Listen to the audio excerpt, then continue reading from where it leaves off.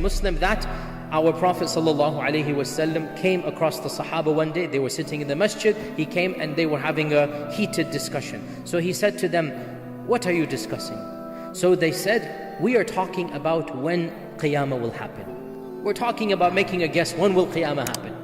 So the Prophet ﷺ said, "Qiyamah will not happen until you see its 10 signs.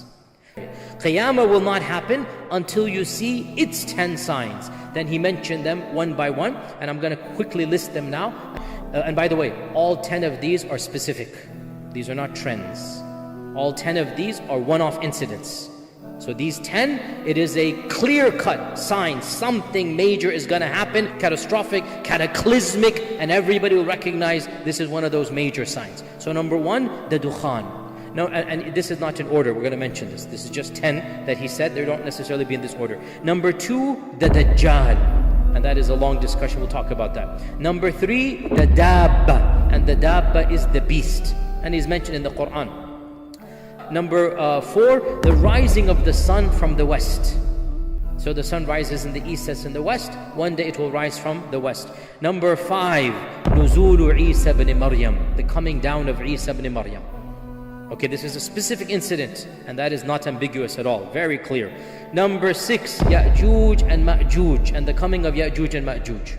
Okay, that is a major sign, and we'll talk about them and some of the problems that are raised by this issue. We'll talk about it very frankly when we get to inshallah. Number 7, 8, and 9, 3 zalazil, 3 earthquakes that will shake the world. There's going to be major. This isn't a regional earthquake. These are earthquakes that essentially the world will know it is an earthquake. 3 zalazil that will shake the world. In one hadith, each next one will be bigger than the first one. So it's going to be 3 consecutive earthquakes that are, the whole world will know that there is an earthquake taking place. And then he said, وَآخِرُهُنَّ, the last of these signs, number 10, the last of these signs is a blazing fire that will emanate in Yemen and will force the people towards Ard al-Mahshar, or the land of resurrection. The land of resurrection. The very last sign of Judgment Day will be the fire that will force people to gather in one place, and that will be the end of humanity in that one place, which is going to be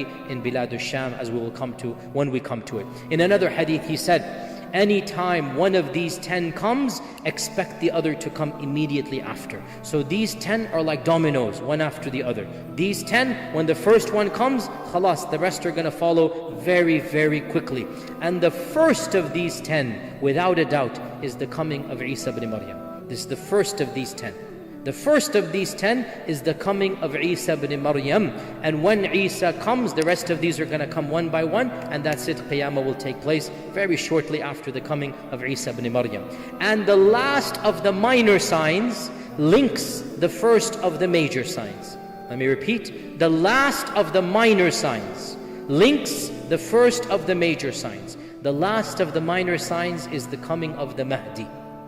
The coming of the Mahdi is the last of the minor signs. And the Mahdi will be alive and will interact with the first of the major signs, and that is who? Isa ibn Maryam. So the Mahdi and the Isa will coexist at the same time, same place, interact with one another, and it is literally as if the minor is coming to an end and the major is beginning, and then that's it. The rest will go from there until Qiyamah.